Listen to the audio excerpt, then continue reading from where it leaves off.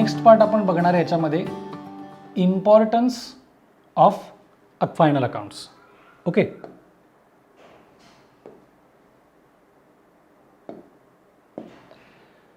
first importance, final accounts are the basis on which management or businessman decides business policies and take financial decisions. आता याच्यामधला सगळ्यात महत्त्वाचा part आहे decides business policies. म्हणजे एखादा businessman आहे आणि त्याच्या असं लक्षात आलं की आपल्याला ह्यावर्षी प्रॉफिट झाला, बरोबर आहे, पण तो लास्ट इयरपेक्षा कमी झाला. मग प्रॉफिट कमी का झाला, कोणत्या कारणांमुळे प्रॉफिट कमी झाला, काही इनडायरेक्ट एक्सपेन्सेस वाढले का, किंवा मार्केटमध्ये जनरल प्राईस लेवल वाढली, नंतर गुड्सची प्राईस वाढली, यामुळे आपला प्रॉफिट कमी झाला का, मी काय डिसिजन घेतला म्हणजे माझा बिझनेस स्मूथली किंवा प्रॉफिटेबल ह्याच्यावर चालू शकतो. Second importance, final accounts gives a true picture of financial status of business for the financial year. म्हणजे फायनल अकाउंट्स प्रिपेअर केल्यानंतरच आपल्या बिझनेसची आपल्याला खरी परिस्थिती कळते. जर फायनल अकाउंट्स प्रिपेअरच केले नाही, नुसतंच रिसीट्स, पेमेंट्स किंवा किती पैसे आले किती पैसे गेले एवढंच करत राहिलो तर आपल्याला कळणारच नाही की आपल्या बिझनेसची एक्झॅक्ट पोझिशन काय आहे. Third point, final accounts are useful for accurate accounting records.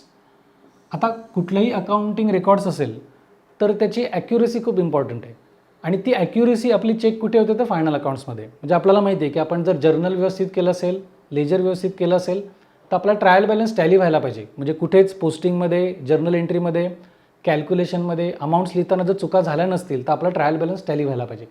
Trial बॅलन्सचं posting आपण व्यवस्थित केलं असेल, क्लोजिंग ॲडजस्टमेंट्स व्यवस्थित केल्या असतील तर आपला ग्रॉस प्रॉफिट किंवा ग्रॉस लॉस, नेट प्रॉफिट किंवा नेट लॉस आणि बॅलन्स शीट सगळ्यात शेवटी बरोबर टॅली होते. ट्रान्सपरन्सी म्हणजे पारदर्शकता. In business is dealings are possible due to financial statements. म्हणजे आपल्या बिझनेसची खरी परिस्थिती आपल्याला इथे कळत असल्यामुळे एक प्रकारची ट्रान्सपरन्सी मेंटेन होते.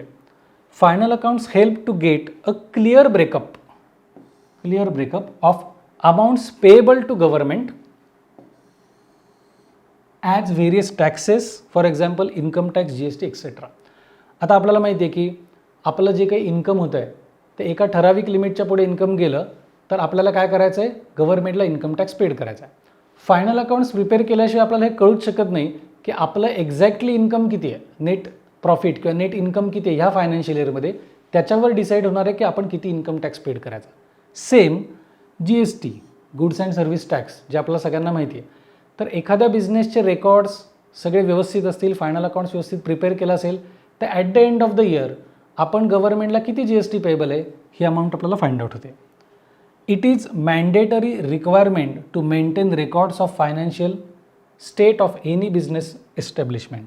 आणि एका ठराविक लिमिटच्या पुढे आपला बिझनेस गेल्यानंतर हे मॅन्डेटरी म्हणजे कंपल्सरी आहे की तुम्हाला फायनल अकाउंट्स प्रिपेअर करावा लागतो आणि तो वेळच्या वेळी प्रेझेंट करावा लागतो. आता ह्याच्या पुढचा पार्ट आपण बघणार आहे, how to prepare final accounts. Okay, तर याच्यामध्ये काय आपल्याला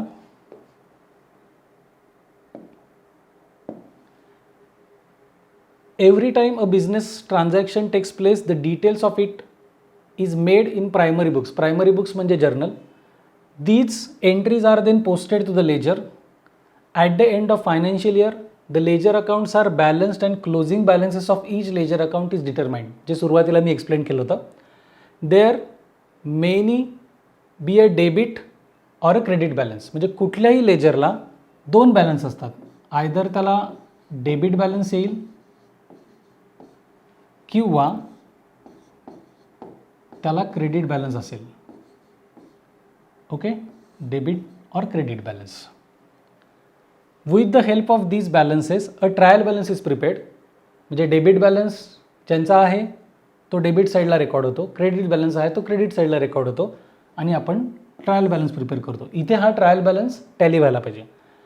this in turn helps in preparing trading account, profit and loss account and balance sheet, which is known as final accounts.